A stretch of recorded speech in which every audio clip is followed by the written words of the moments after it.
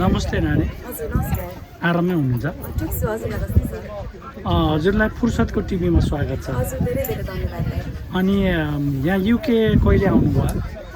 UK आएको म लगभग 2 महिना ओभर भइसक्यो। कति बस्नुहुन्छ अब? अब 2-3 महिना जस्तो बस्छु। अनि यहाँ युकेमा दर्शकहरूको कतिको माया पाउनुभयो? नेपालमा भन्दा अब जुनै ठाउँमा पनि युकेमा मात्रै होइन सबै बाहिरको प्रोग्रामहरूमा हजुर। नेपालमा भन्दा चाहिँ माया नै पाइन्छ। त्यसरी नै युकेमा पनि एकदमै धेरै माया गर्नुहुन्छ अनि माया पाइरहेको छ।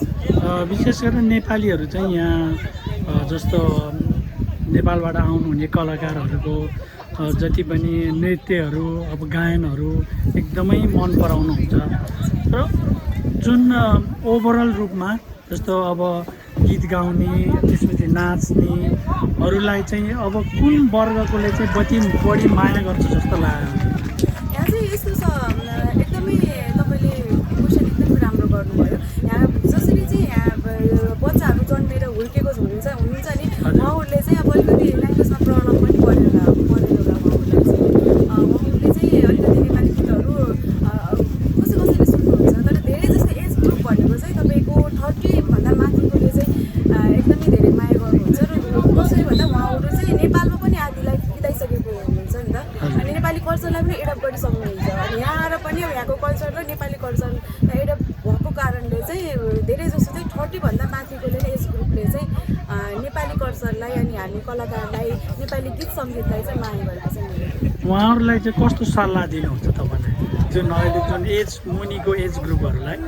एज मुनिको एज ग्रुपमा उहाँहरू पनि खासै डिस्ट्रिक्ट त केही पनि छैन। अब यहाँ नै उहाँहरू जन्मिनु भयो होइन। उहाँहरूलाई चाहिँ नेपाली ल्याङ्ग्वेजमा पनि एकदमै धेरै प्रब्लम आउने अनि अब यहाँको स्कुलिङ पनि त्यो अनुसार इङ्ग्लिस भएको कारणले पनि अब कतिसम्म त अब नेपालको बच्चाहरूलाई चाहिँ घरमा नेपाली सिकाए पनि फेरि स्कुलमा गएर सबै इङ्ग्लिस बोल्नुपर्ने भएको कारणले अब बच्चा पनि कन्फ्युज हुन्छ न, कोही इङ्ग्लिस कोही नेपाली भन्दा धेरै जस्तो यहाँको आमा बुवाहरूले पनि इङ्ग्लिस चाहिँ ठिक छ अब भनेर गर्नु हुँदो रहेछ। तर कति बच्चाहरू चाहिँ राम्रो राम्रो लिपसिङ गरेर डान्सहरू पनि गरेको अनि गाउने पनि हुनुहुँदो रहेछ। अनि बच्चामा डिफ्रेन्ट अब धेरै जस्तो चाहिँ अब यहीँ जन्मेको बच्चाहरूले चाहिँ नेपाली एकदमै कम्ती बोल्नुहुन्छ। अब बोल्ने ट्राई चाहिँ गर्नुहुन्छ होला तर अलिक कमै बोल्नुहुन्छ। यहाँ मैले यसो देखेको यहाँ विदेशमा जन्मेको केटाकेटीहरूले पनि भाषा नजाने पनि जस्तो हजुर नृत्य गर्नुहुन्छ लिपसिङ गरेर भने पनि मैले चाहिँ यो मेरो भोइस युनिभर्सहरूमा अनि त्यसपछि नेपालको कति त्यो डान्स प्रोग्रामहरूमा चाहिँ भाग लिएको देखेको छु मैले। त्यसरी पनि जे होस् हाम्रो नेपालको जुन कलाकारिताहरू जुन एउटा कलाहरूलाई चाहिँ विदेशमा पनि एकदमै माया गर्छ र बचाइराख्नुपर्छ भन्ने चाहिँ मैले देखेको छु विदेशमा पनि। र हामी जुन विदेशमा बसेकोहरूलाई चाहिँ एकदमै जस्तो हजुरहरू जस्तो नेपालको कलाकारहरू अनि जो प्रस्तुति दिनुहुन्छ त्यो चाहिँ हामीलाई एकदमै राम्रो लाग्छ। जस्तो अहिले भर्खरै हजुरले दिनुभयो एकदमै धेरै मान्छेले यति कति राम्रो नाच्नु भएको भनेर एकदमै हजुरको प्रशंसा गर्दै थियो। अनि अर्को कुरा चाहिँ पहिला चाहिँ अलिकति सजिलो थियो जस्तो कमाइको लागि भनौँ न। अहिले चाहिँ एकदमै अहिले नेपालमा चाहिँ कलाकारहरू एकदमै धेरै उत्पादन भइरहेछ। त्यसले गर्दा चाहिँ हजुरको विचारमा चाहिँ कस्तो भइरहेछ अहिले चाहिँ अलिकति जुन एउटा बाँच्नको लागि चाहिँ गाह्रो हुने अथवा सजिलो हुने कस्तो अवस्था छ अहिले नेपालमा चाहिँ?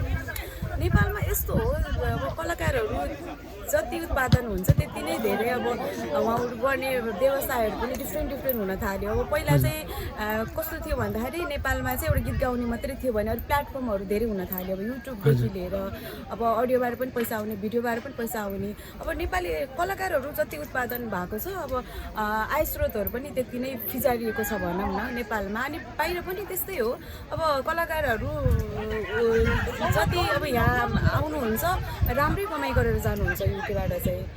अब कलाकारहरू धेरै भएर चाहिँ अब बाँच्नै गाह्रो भएर अब त्यस्तो गर्नुपर्ने अवस्था त अब मैले खासै देख्दिनँ, भयो पनि छैन होइन।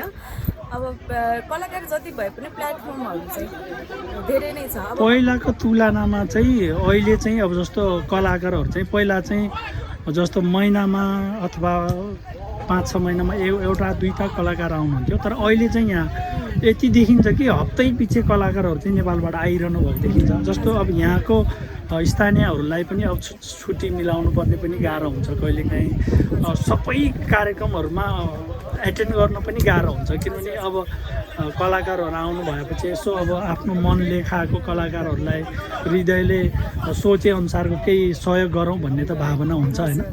त्यसले गर्दाखेरि अहिले चाहिँ एक किसिमले त राम्रो पनि हो, नेपालमा जति कलाकारहरू चाहिँ बढी उत्पादन भइरहेछ त्यो चाहिँ एकदमै राम्रो हिसाबले हो।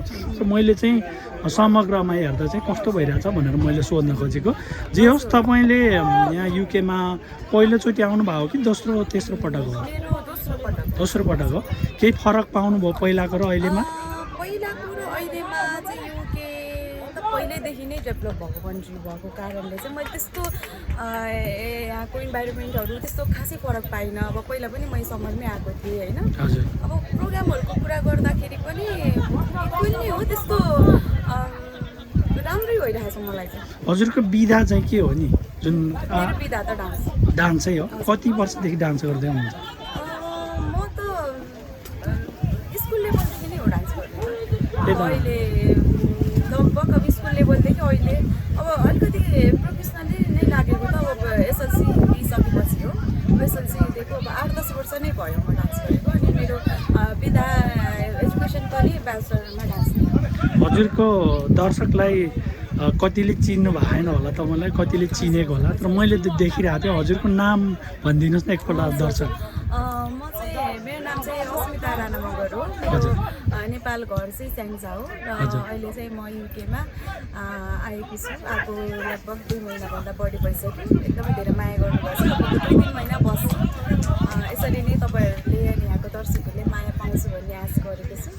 हस् त, तपाईँलाई एकदमै धेरै धेरै धन्यवाद। यो यति व्यस्तताको बावजुद पनि समय दिनुभयो, त्यसको लागि धेरै धेरै धन्यवाद। बाँकी तपाईँको जति युके बस्ने बसाइ छ त्यो सबै सफल रहोस्, अनि तपाईँको अरू भविष्यमा धेरै धेरै तपाईँको सफल हुँदै जाओस् भन्दै तपाईँलाई धन्यवाद दिन हजुर, चाहन्छु। ल थ्याङ्क यू सो मच दाइ। र हाम्रो पनि आजको चाहिँ स्विडन कपमा दाइसँग भेट्ने अवसर पायो, एकदमै धेरै खुसी लाग्यो। र तपाईँको यो फुर्सदको टिभीलाई पनि सबैजना दर्शकहरूले फुर्सद मिलाएर सब्सक्राइब गरिदिनु, हेरिदिनु होला भन्न चाहन्छु। Thank you so much. धन्यवाद, एकदमै धेरै धन्यवाद।